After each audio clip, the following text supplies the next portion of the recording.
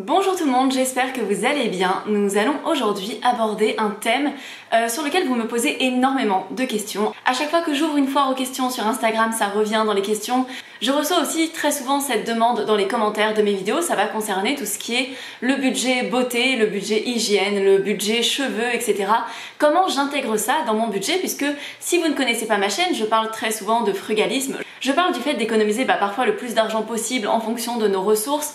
J'ai beaucoup parlé de mon budget à des moments où je gagnais peu d'argent, comme par exemple il y a environ 7 ans lorsque j'étais cuisinière et serveuse, je gagnais 1400 € par mois et en fait je faisais en sorte de vivre avec moins de 600 € par mois, ce qui faisait que j'arrivais à économiser environ 800 € par mois, ce qui fait quasiment 10 000 € par an et tout ça, ça se faisait avec une accumulation de plein de petits gestes sur plein de sujets et forcément le sujet de la beauté, de l'hygiène, ça y passe aussi parce qu'en fonction des choix que l'on va faire sur ces postes-là, des contraintes que l'on peut avoir aussi, eh bien ça va faire parfois une énorme différence. Donc voilà, on va discuter des astuces que j'ai pu mettre en place par le passé, de ce que je mets en place maintenant, de ce qui a changé. Je dépense un petit peu plus aujourd'hui qu'il y a 7 ans tout simplement parce que je gagne quand même pas mal plus d'argent qu'à cette époque-là, mais pour autant je reste sur un mode de consommation qui reste très raisonné. Je dépense moins de 1000 € par mois, ce qui inclut ma part de crédit immobilier. Donc voilà, je vais vous parler de comment je gère ce budget-là. Je vais aborder un petit peu chaque catégorie et vous parler de comment on peut faire des économies sur ces points-là, ce que moi je fais.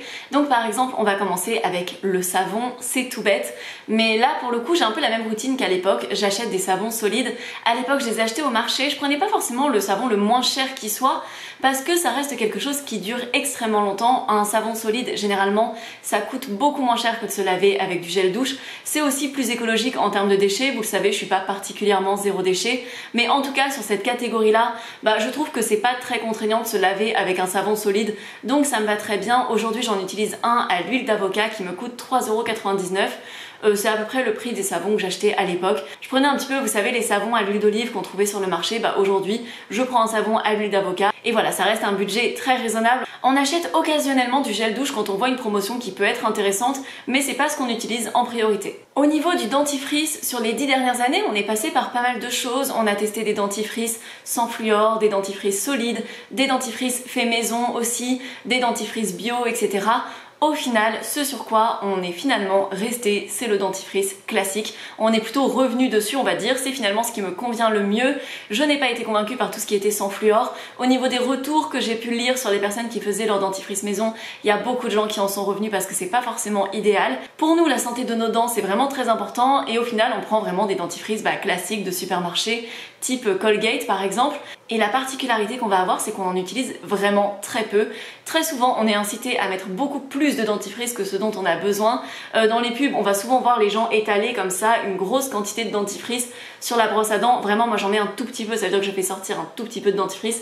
J'en mets sur ma brosse à dents et ça va très bien. Mes dents vont très bien. Je me lave les dents 2 à 3 fois par jour, idéalement 3. Mais c'est vrai que parfois je suis pas à la maison, etc. Donc ça va être que 2. Ce qui compte avant tout dans le brossage de dents, c'est le brossage. Donc même si des fois vous avez oublié votre dentifrice, vous êtes en vacances ou quoi, il vaut mieux vous brosser les dents avec de l'eau, surtout que souvent il reste un petit peu de dentifrice dans la brosse à dents, etc., que de ne pas vous laver les dents par exemple le soir avant d'aller dormir. Et également sur les dentifrices, on les achète en promo, ça vraiment. Là par exemple, j'ai regardé la dernière fois qu'on en a acheté, je suis vraiment allée fouiller dans mon historique. Bon, ça va, c'est sur une application, c'est pas si compliqué, mais la dernière fois qu'on a acheté des dentifrices, ils étaient en promo à moins 50% et donc on en a acheté 6 en novembre. Il nous en reste encore 3, donc ça fait 8 mois, on a utilisé 3 dentifrices et ça nous est revenu à, j'avais noté le prix, ça nous était revenu à 6,72 € les 6, ce qui nous revient en moyenne à 42 centimes de dentifrice par mois, soit 21 centimes par personne. On est vraiment sur un très petit budget. Ce qui va faire la différence, c'est de l'acheter en promo par rapport à l'acheter plein prix. Ça nous revient à environ 1 € le tube de dentifrice. On peut en trouver même sans promo à ce prix-là dans les marques distributeurs. Mais c'est vrai que généralement, on préfère ce qu'on utilise. Donc ça, après, voilà, c'est personnel. Mais évidemment, ça fait tout de suite une différence si on achète un dentifrice à 5 €, à 6 €. Ça fait une différence si on en met une grosse quantité. Enfin, il y a plein de petites choses comme ça qui, accumulées, peuvent faire une différence. Concernant les dents, l'autre routine que l'on va avoir, c'est qu'on va avoir le dentiste fréquemment. Il est recommandé d'y aller environ une fois par an. On n'arrive pas forcément à y aller pile une fois par an, mais peut-être une fois tous les 1 an et demi.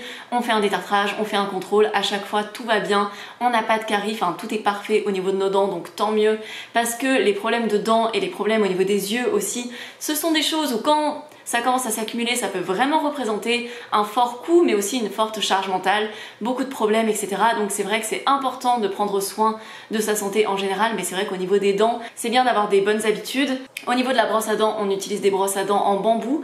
Je trouve qu'elles sont plus durables au niveau de la qualité des poils, enfin je trouve que ça tient très bien. Et on les change uniquement quand elles sont abîmées, donc dès que les poils par exemple ne sont plus aussi efficaces, puisque comme je vous le disais, le brossage c'est la partie la plus importante quand on se lave les dents.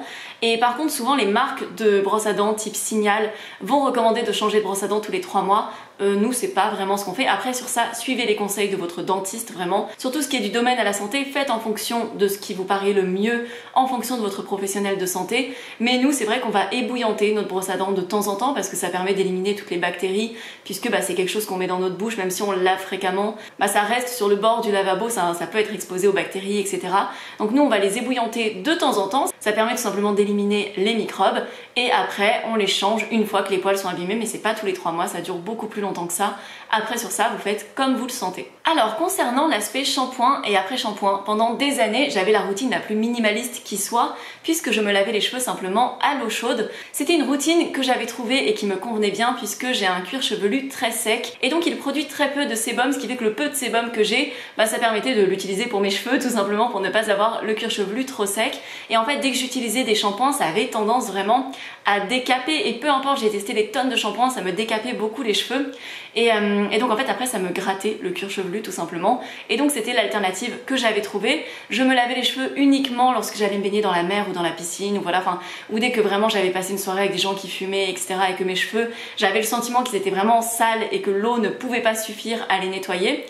Je suis revenue au shampoing progressivement, j'ai trouvé des shampoings qui me convenaient parce que je trouve que ça me fait de plus jolies boucles quand je me lave les cheveux avec un shampoing et je trouve que ça leur donne tout simplement une meilleure définition.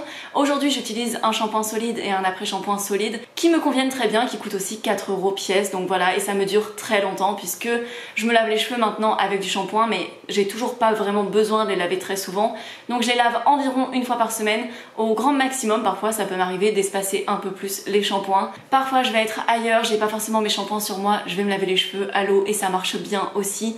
Donc voilà, je sais que j'ai cette option de pouvoir laver mes cheveux sans produit si à un moment, je sais pas, je n'ai pas mes produits, si à un moment je suis dans une situation où j'ai besoin d'économiser beaucoup d'argent et que je n'achète plus de shampoing. C'est pas forcément ça qui fait une giga différence, ça me coûte 4 € pour je sais pas, peut-être 6 mois, quelque chose comme ça. J'ai pas exactement mesuré le temps que me duraient mes shampoings mais il faudrait que je le fasse. En tout cas je sais que sur ça mes cheveux ne sont pas très compliqués. Concernant le maquillage, j'ai une routine qui est très minimaliste. Déjà je ne me maquille pas tous les jours, vraiment je me maquille généralement quand je filme une vidéo tous les 5 jours et parfois je vais me maquiller si je vais au restaurant, si je vais voir des amis, ça m'arrive de me maquiller au quotidien autre que pour le travail, mais voilà, et je me maquille pas forcément à chaque vidéo, ça arrive que je sois pas maquillée dans mes vidéos, notamment dans mes vlogs ou voilà, dans mes vidéos un peu du quotidien. Mais au niveau du maquillage, j'ai un peu la même routine depuis très longtemps. Donc j'utilise un liner qui me coûte 9 €, c'est un liner NYX. Normalement il est censé durer 6 mois, honnêtement je dépasse un peu. Alors avec les produits pour les yeux je fais attention à pas tellement dépasser la durée limite parce que les yeux c'est quand même très sensible, donc voilà, mais je dépasse toujours un peu parce que honnêtement je ne l'utilise pas en 6 mois et j'ai pas envie de jeter un truc dans lequel il reste du produit, je trouverais ça vraiment dommage. Pour le mascara, j'ai acheté un mascara de la marque All Tigers. Honnêtement je ne l'adore pas, donc je l'utilise jusqu'à ce que je l'ai fini. J'ai déjà acheté son remplaçant, donc celui-ci il m'avait coûté 15 € je crois, ce qui est quand même plutôt cher. Et le remplaçant m'a coûté 11 €, j'en ai pris un chez NYX, je testerai, je ne sais même pas ce qu'il vaut parce que je ne l'ai pas ouvert, j'attends de finir ce mascara, mais je sens qu'il va me durer longtemps parce que en fait en se maquillant pas tous les jours ça fait quand même que le maquillage dure assez longtemps, mais voilà, peut-être qu'il me durera quelque chose comme 1 an, alors on est censé le faire durer 6 mois, j'avoue que je dépasse toujours un peu, mais j'abuse pas sur ce produit, contrairement à d'autres produits, vous allez le voir. Ensuite, pour les sourcils, donc ça je le fais pas tout le temps, mais j'aime bien mettre une petite ombre dans mes sourcils.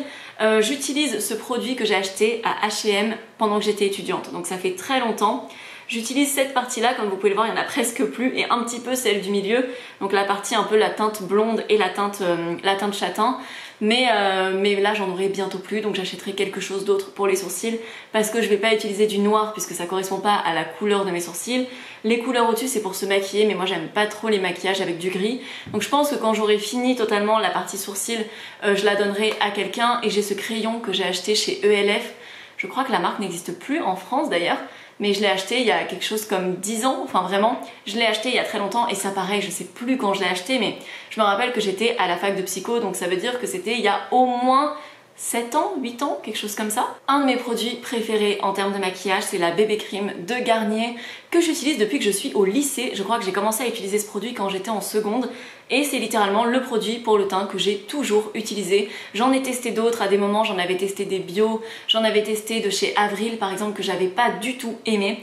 Et vraiment j'adore ce produit, il me dure longtemps. Il me semble qu'il y a un petit peu de SPF dedans mais je suis pas sûre non plus. Bon en même temps je l'utilise pas comme SPF. Mais ça coûte 7 €. J'ai regardé, la dernière fois que je l'ai acheté, je l'avais acheté en promo. J'utilise tout le temps le système des promos pour les produits que j'achète tout le temps. De toute façon, les promos, c'est vraiment comme ça qu'il faut les utiliser. C'est pas pour craquer pour des choses dont on n'a pas besoin. C'est vraiment essayer de faire en sorte d'optimiser ses achats de choses qu'on va acheter dans tous les cas au moment où il y a des promos. Et là, les promos, ça peut être intéressant. Sinon, parfois, ça peut nous pousser à faire des achats compulsifs. Mais en tout cas, ce produit, je l'aime beaucoup. Je le trouve plus léger qu'un fond de teint. Je trouve qu'il a un joli rendu, qu'il est légèrement couvrant, mais pas trop. Et du coup, j'ai regardé, la dernière fois que je l'ai acheté, c'était le 23 août 2023. J'en avais acheté 2 et là j'ai entamé mon deuxième tube, donc je dirais que j'utilise en un peu moins d'1 an. Peut-être que ça dépend des années aussi, peut-être que parfois je me maquille plus, parfois je me maquille moins. Là pour le coup je respecte à peu près la durée puisqu'ils disent de l'utiliser sur 12 mois après ouverture, donc là ça va, je pense que je suis dans les clous. Et là c'est la catégorie où je suis pas super à l'aise de vous le montrer parce que j'ai pas envie de vous inciter à faire des choses qui pourraient ne pas être bien, mais j'utilise le même rouge à lèvres depuis très très longtemps. C'est un rouge à lèvres Yves Rocher que j'adore, vous me demandez toujours quelle est la teinte de mon rouge à lèvres. Et en fait c'est une teinte assez foncée mais que j'utilise juste en tapotant et je trouve que ça amène une légère couleur rose mais très discrète. Et donc j'ai acheté ce rouge à lèvres quand j'étais au lycée. Je sais que techniquement on n'est pas censé les utiliser plus d'une certaine période, mais honnêtement j'ai pas eu de problème donc je continue à le faire. Ça veut pas dire que vous devez le faire, mais en fait sinon je sais pas comment font les gens avec un rouge à lèvres, parce que qui utilise un rouge à lèvres en moins de 6 mois ou en moins d'1 an? Enfin je sais pas, surtout sur ce type de rouge à lèvres où juste je tapote, du coup j'en mets très très peu. Je sais pas, je vois pas comment on peut faire, et encore moins pour les personnes qui ont plusieurs rouges à lèvres. Vraiment je n'arrive pas à concevoir comment on peut utiliser un rouge à lèvres en moins d'1 an, à moins d'en mettre beaucoup. Après il y a le fait que j'en mets clairement pas tous les jours, donc forcément c'est biaisé. Mais honnêtement, même quand j'étais lycéenne, j'allais prendre dans la trousse de toilette de ma mère, je lui piquais ses anciens rouges à lèvres. Elle avait des rouges à lèvres Dior, Chanel qu'elle avait depuis je ne sais quand, que je lui piquais, que j'utilisais, que je trouvais géniaux, et j'ai la chance de pas avoir eu de problème.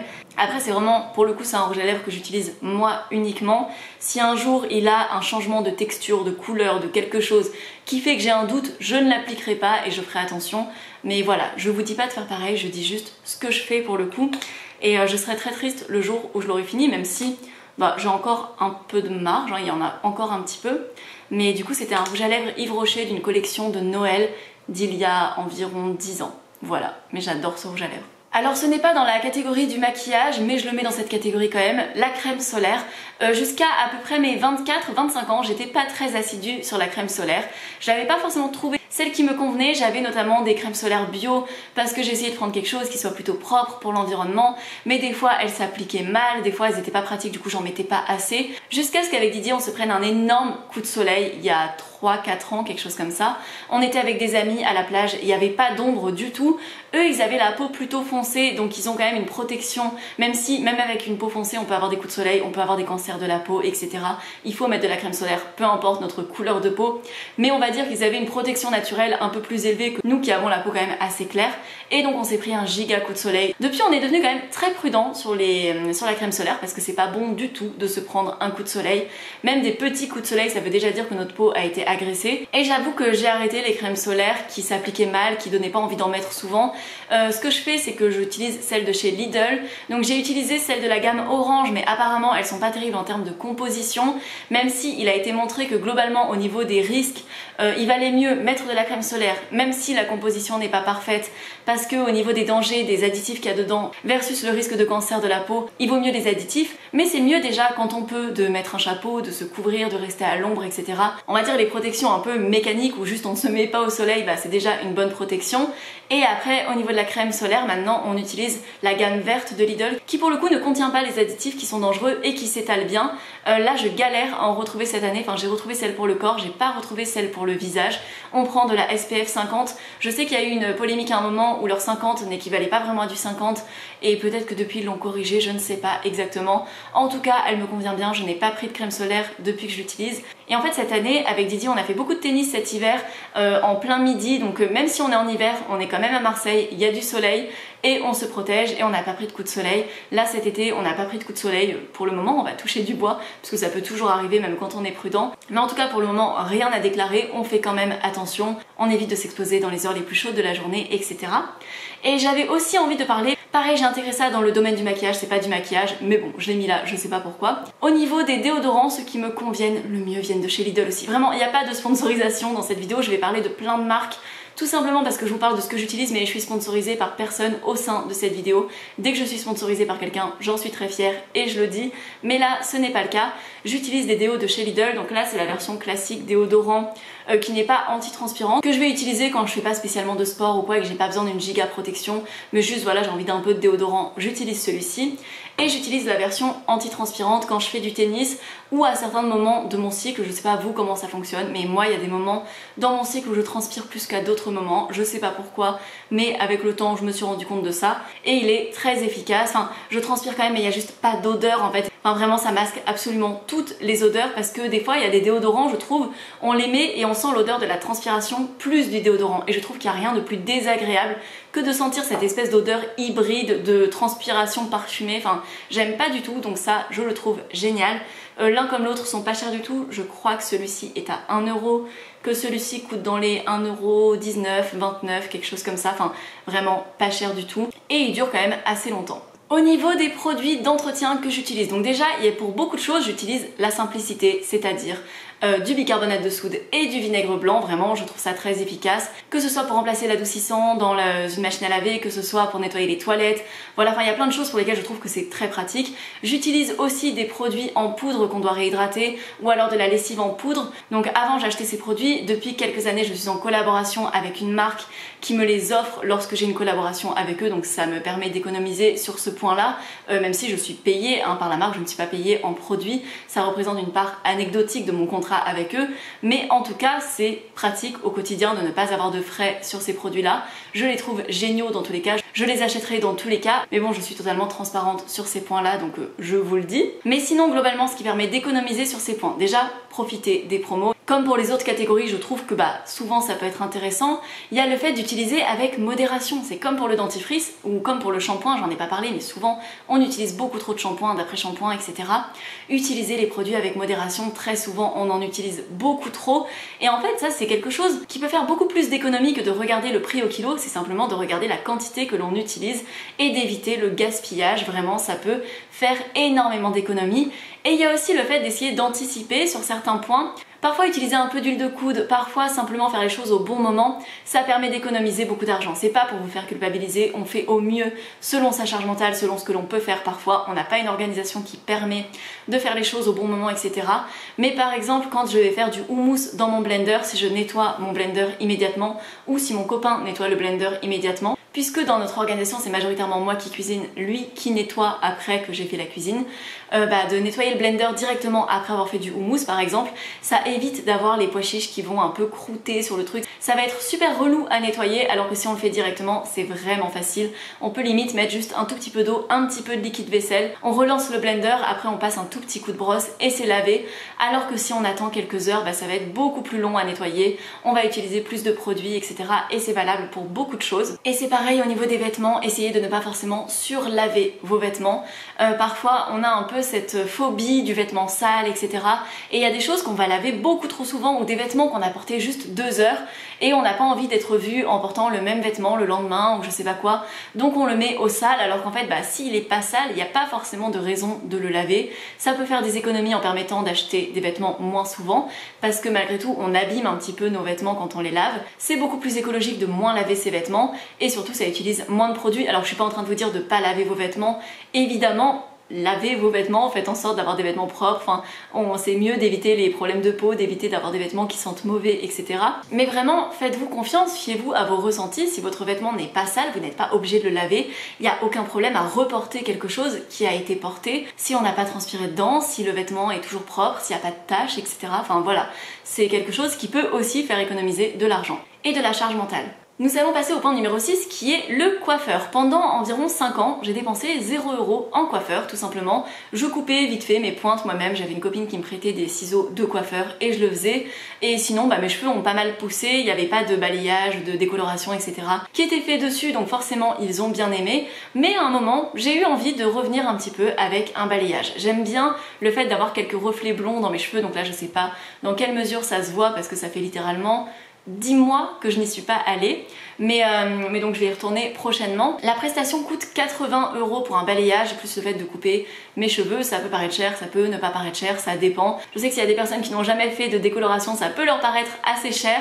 Et pour les personnes qui ont l'habitude d'en faire en salon, ça peut paraître très peu cher aussi, donc voilà. C'est la coiffeuse qui me coiffait quand j'étais petite, donc qui vient chez mes parents, c'est une coiffeuse à domicile qui vient très fréquemment chez mes parents. Et donc du coup, je réalise cette prestation normalement à peu près tous les 9 mois depuis 3 ans. Et j'aime beaucoup le rendu que ça a. En fait, j'ai testé un petit peu les limites de ce que j'avais envie de tester au niveau du naturel, au niveau des produits. Enfin voilà, j'ai testé beaucoup de choses, même au niveau du minimalisme et du frugalisme. Et en fait, j'ai décidé de réintégrer le fait de faire des balayages. Même si ça reste tous les 9 mois, donc ça n'abîme pas trop mes cheveux, même si forcément toute décoloration abîme toujours un peu les cheveux, mais je trouve tout simplement que ça me va bien, j'aime bien le rendu que ça a, donc j'ai décidé de le faire. Mais si un jour je suis en difficulté financière, etc., c'est un point sur lequel je sais que je peux couper sans aucun problème. En sachant que là, les dernières fois où mes cheveux sont passés entre les mains de la coiffeuse, ça m'a été offert par ma mère. Tout simplement parce que ma mère aime beaucoup offrir des prestations chez les artisans ou chez les petites entreprises du coin, etc. pour les soutenir à ses amis, à ses proches. Très souvent, elle va offrir par exemple de l'huile d'olive qui vient d'un moulin local, elle va offrir des soins chez son esthéticienne, elle va m'offrir du coup mes soins avec sa coiffeuse, etc. Puisque ça lui permet de faire 2 en 1, de faire un cadeau à ses proches et à la fois de faire vivre des petites entreprises indépendantes, ce qui est très important pour elle et pour moi aussi d'ailleurs. Mais du coup voilà, en toute transparence sur ce budget, là j'ai pas eu beaucoup de dépenses de coiffeur, même si je pourrais totalement les payer moi-même. C'est simplement que ça faisait partie de mes cadeaux de Noël et d'anniversaire à chaque fois, donc voilà. Mais sinon ça me reviendrait du coup en moyenne à peu près 10 € par mois, puisque dans l'idéal, là j'ai un peu trop traîné, je commence à avoir des racines, même si ça ne se voit pas tant que ça, parce que c'est pas une couleur qui est trop éloignée de ma couleur naturelle, donc ça va. Mais normalement, j'aime bien le faire tous les 8 mois, donc voilà. Je le referai très prochainement, je ne sais pas exactement quand, mais voilà, ça ne va pas tarder. D'ailleurs, concernant la catégorie des cadeaux, je vous avais fait une vidéo l'année dernière, aux alentours de Noël, sur des idées cadeaux à demander, à offrir, etc. Et quand vous avez un petit budget, ça peut être intéressant, dès qu'il y a des choses qui sortent un peu de votre budget, plutôt que de recevoir un cadeau qui ne vous intéresse pas forcément, de demander quelque chose que vous aimeriez beaucoup, mais que vous n'avez pas forcément les moyens d'intégrer dans votre budget. Quand j'étais étudiante, par exemple, vu qu'à ce moment-là, je ne faisais pas forcément appel à une coiffeuse ou quoi, je demandais très souvent des bons d'achat pour des boutiques véganes que j'avais envie de soutenir et dans lesquelles j'avais envie de tester des produits, ou alors je demandais de l'huile d'olive, puisque ma mère a toujours eu cette tendance à offrir de l'huile d'olive. Moi j'adore l'idée, j'adore l'huile d'olive. D'ailleurs vous me posez très souvent des questions par rapport à ma peau, ce que j'utilise, etc., ce que j'utilise pour avoir une peau nette ou ce genre de choses. Je pense très sincèrement que la qualité de ma peau vient de mon alimentation plus que de ce que je mets dessus, parce que je mets pas tant de choses dessus. J'utilise très peu de crème hydratante ou quoi, c'est même pas quelque chose que j'intègre dans mon quotidien. J'en achète de temps en temps parce que je me dis que ça peut être bien, mais je l'ai même pas intégré dans cette vidéo où on peut l'intégrer. Là j'ai acheté une crème hydratante il y a quelque chose comme 1 an qui m'a coûté à peu près 18 €, que j'utilise depuis, que je suis loin d'avoir fini. Mais je pense qu'au niveau de l'alimentation, le fait de consommer de bons lipides comme l'huile d'olive, le fait de consommer des fruits et légumes, j'ai une alimentation qui est végétale et riche en protéines, et je pense que ça aide au niveau de la qualité de la peau. Après je n'en sais rien, je trouve que ma mère a vraiment une jolie peau, donc je pense que ça aide, même si je n'en sais rien. Je pense qu'il y a une part de génétique, etc. Je pense aussi que les caméras peuvent amener un plus joli rendu de peau que ce qu'on a en réalité. Il n'y a pas de filtre normalement sur ma caméra, mes montages, etc. Mais il est possible que ça lisse un petit peu, je sais pas. Au niveau du budget en centre d'esthétique, esthéticienne, etc., je dépense 0 € pour tout ce qui est ongles, soins, vraiment ça ce sont des choses que je n'utilise pas dans tous les cas.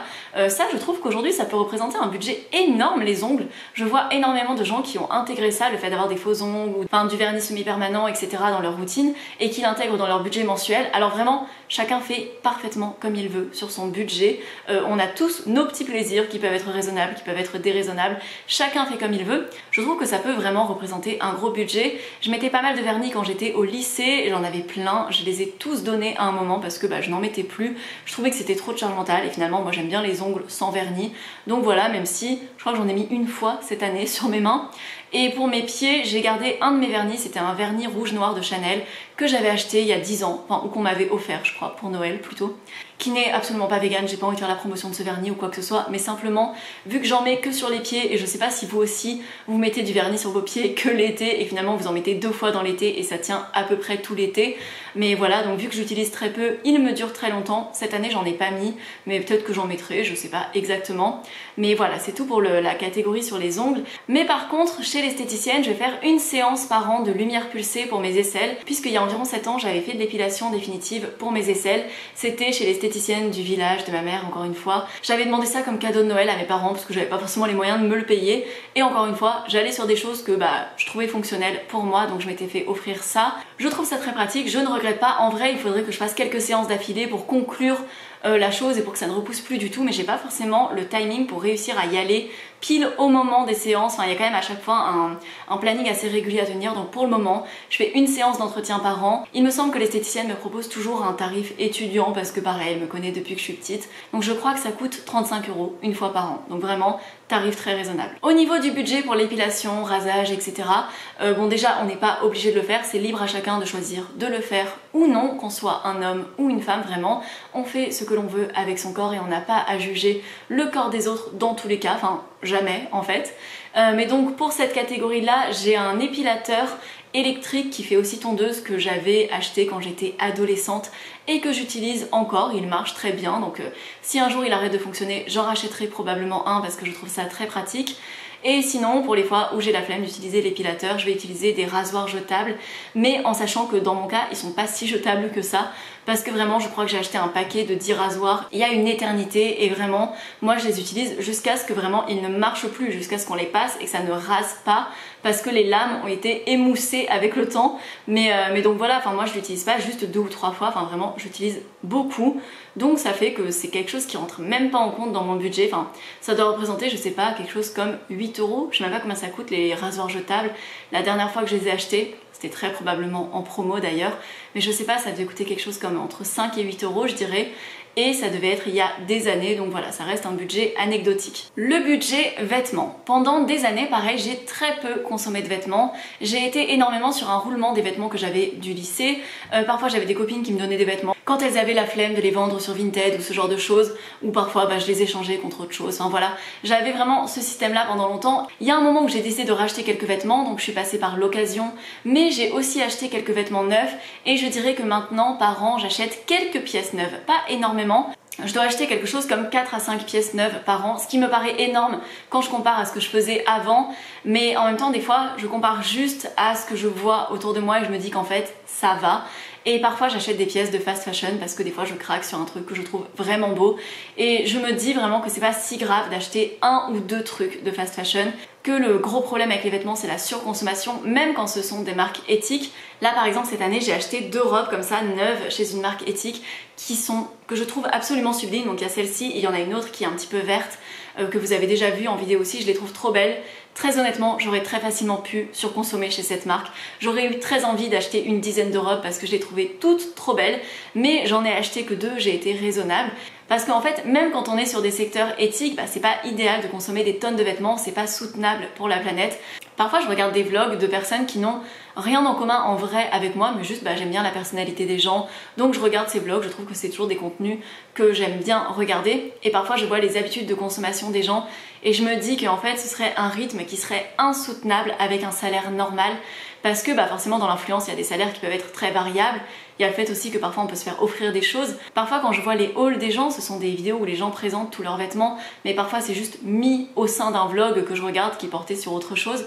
Je me dis qu'en fait juste consommer autant de vêtements ça représente des milliers, voire des dizaines de milliers d'euros par an, et qu'en fait ça forcément si on prend l'habitude de consommer beaucoup de vêtements ça peut vraiment nous mener à des difficultés financières, ou alors tout simplement nous empêcher d'avancer dans nos projets, parce que il n'y a pas que le fait de ne pas se mettre à découvert, il y a aussi le fait que garder de l'argent pour l'épargner, pour l'investir, ça peut nous aider dans la vie à avoir plus de liberté, à avoir plus de choix. Enfin voilà, en tout cas pour moi c'est le choix que je fais, mais je trouve aussi que pour la planète c'est bien de ne pas trop acheter de vêtements. C'est 2023-2024 2024, je trouve que j'ai pas mal consommé par rapport aux années d'avant parce que je me suis mise au tennis aussi et que du coup j'ai acheté pas mal de pièces neuves.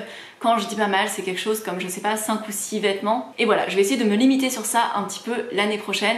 Dans tous les cas, ça s'intègre à peu près dans mon budget. Je dois dépenser quelque chose comme 300 € par an en vêtements, je dirais. Et parfois, j'ai quelques pièces qui vont m'être offertes pour mes cadeaux d'anniversaire, etc. Et voilà, je vais essayer de me limiter à peu près à ça. Et je trouve que c'est plutôt bien. Au niveau des bijoux, pour moi ça rentre dans la catégorie du budget beauté. Alors ce que j'aime bien avec les bijoux, c'est que ça vient tout de suite habiller. Enfin moi j'adore les bijoux, je trouve que ça met toujours très facilement en valeur. Là j'ai mon collier qui s'en va, mais je trouve que ça met très facilement en valeur le visage même quand on n'est pas maquillé. C'est vrai que je me maquille pas forcément tous les jours, mais je porte presque tous les jours des bijoux, j'adore ça. J'essaie de choisir des choses qui soient de qualité, qui puissent durer dans le temps aussi. Et en fait sur ce budget là, on peut très bien ne rien dépenser pendant des années, porter les mêmes bijoux et toujours profiter de cet effet de mise en valeur qu'apportent les bijoux. Depuis quelques années, je suis en collaboration avec une marque de bijoux éthique, donc j'ai la chance de pouvoir en recevoir gratuitement. J'en reçois souvent plus que ce dont j'ai besoin parce que j'en ai pas forcément besoin d'autant. Donc ce que je fais, c'est que j'en offre autour de moi. Parfois, j'achète des bijoux aussi pour les offrir autour de moi parce que c'est des cadeaux que j'aime bien faire. Pas forcément des bijoux de mauvaise qualité qui vont pas durer longtemps, qui vont se casser, mais j'aime bien les bijoux qui durent dans le temps tout simplement, en essayant de choisir des matériaux qui soient éthiques, qui soient recyclés, qui soient sourcés, etc. Mais pour les bijoux, c'est pareil que les vêtements, c'est bien de ne pas surconsommer non plus. Alors pour conclure cette vidéo, je dirais que pour tout ça, c'est pas un tuto, vraiment c'est ce que moi je fais, après vous faites comme vous voulez. Je vous ai donné parfois des pistes qui peuvent peut-être vous aider. Je sais qu'il y a des personnes qui sont beaucoup plus frugales que moi sur ces points-là, beaucoup plus économes que moi sur ces points-là. J'en suis totalement consciente, mais en fait pour moi ce qui est important, c'est que sur plein de catégories de ma vie, je vais faire en sorte de pas forcément surconsommer. Et en fait ce sont ces effets cumulés de choses qui peuvent paraître comme anecdotiques.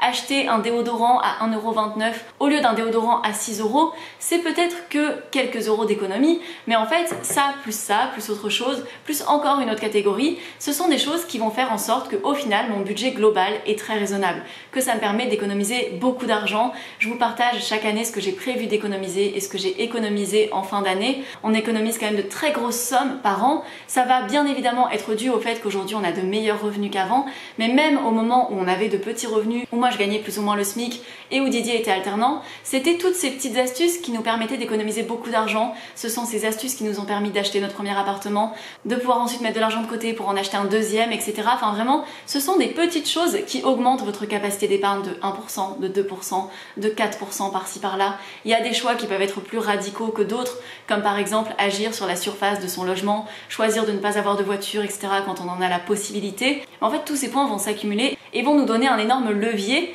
Mais forcément, si je faisais toutes ces choses, mais qu'à côté je dépensais des milliers d'euros en vêtements, en fait moi ça affecterait énormément mes projets futurs. Du coup, j'ai même pas envie de le faire parce que je préfère mettre de l'argent de côté pour l'apport pour ma future maison que d'avoir une immense garde-robe avec des pièces que je ne vais porter que 2 fois. Ça veut pas dire que je dépense 0 € sur ces catégories-là, mais j'ai trouvé un équilibre qui me convient. Je vous souhaite en tout cas de trouver le vôtre. Si jamais il y a des choses qui ont pu vous intéresser dans la vidéo, n'hésitez pas à mettre un petit like. Vous pouvez me dire en commentaire les choses que vous faites pour économiser de l'argent. Vous pouvez aussi me dire si vous n'êtes pas d'accord avec moi. On n'est pas obligé d'être d'accord sur tous les points. Ce n'est pas grave du tout. Chacun est différent. Et si jamais vous ne voulez rien manquer de mes prochaines vidéos, n'hésitez pas à vous abonner à ma chaîne. C'est gratuit, ça me soutient beaucoup et vous êtes tenu au courant dès qu'un nouveau contenu sort. Je publie une vidéo tous les 5 jours sur différents thèmes. Ça peut être sur le budget, ça peut être sur l'alimentation, ça peut être sur du lifestyle. Enfin voilà, ça peut être sur plein de choses. On peut aussi se retrouver sur Instagram, c'est Mûre et Noisette également, et sur mon podcast qui est toujours au même nom. Et voilà, c'est tout pour moi. Je vous fais de très gros bisous et je vous dis à dans environ 5 jours. Ciao ciao!